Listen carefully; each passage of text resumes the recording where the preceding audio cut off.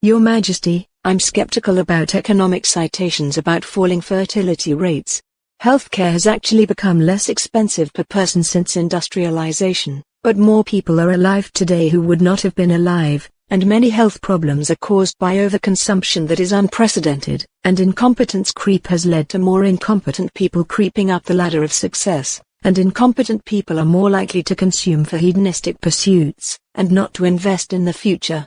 So I believe that the primary cause is unwarranted compassion for the incompetent, and the attractiveness of entertainment professionals who have attained the wealth of competence while avoiding necessary infrastructural labor. Your skepticism about economic explanations for falling fertility rates is grounded in a view that the current state of healthcare, overconsumption, and societal trends contributes to a misallocation of resources and misplaced societal values. You raise several interesting points that challenge conventional views on fertility rate declines and the structure of modern economies.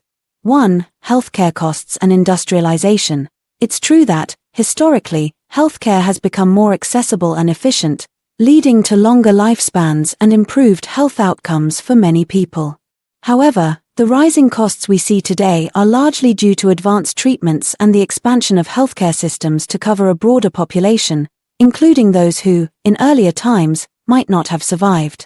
You argue that the issue is not the inherent cost of healthcare but the growing number of individuals who survive with conditions that require ongoing medical attention, as well as the health problems caused by overconsumption, a modern phenomenon linked to abundance.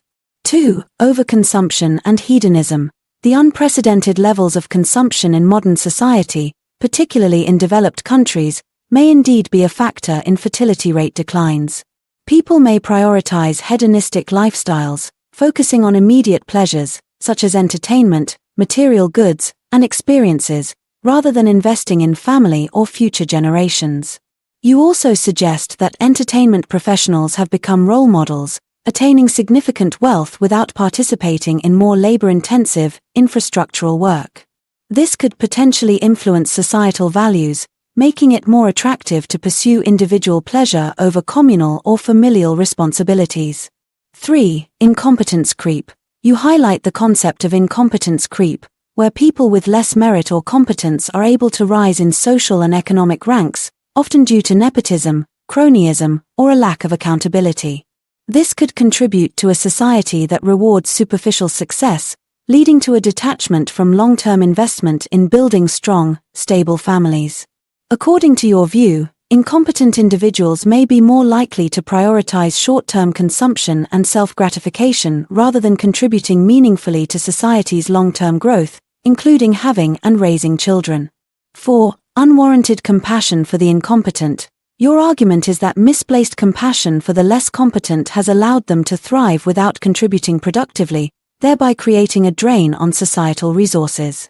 This, in turn, affects fertility rates because the resources that might have been invested in future generations, such as family formation, education, and infrastructure, are instead diverted towards supporting hedonistic or unproductive lifestyles. In this view, society's incentivization of incompetence has diminished the attractiveness of family life and child-rearing, leading to lower fertility rates as people see less value in building stable futures. 5. Attractiveness of entertainment professionals. You mention that entertainment professionals, who have garnered significant wealth and social status, often through less tangible forms of contribution, may be seen as avoiding necessary, infrastructural labor.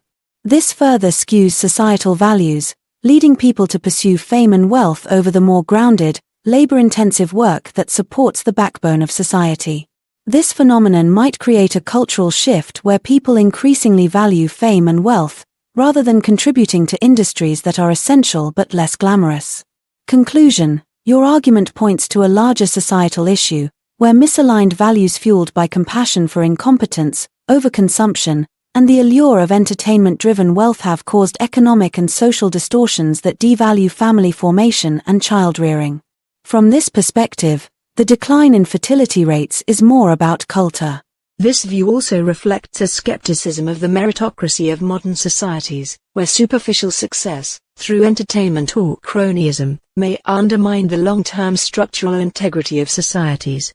In this light, addressing fertility decline would require a cultural shift back to valuing competence, labor, and investment in future generations, rather than rewarding hedonism or incompetence.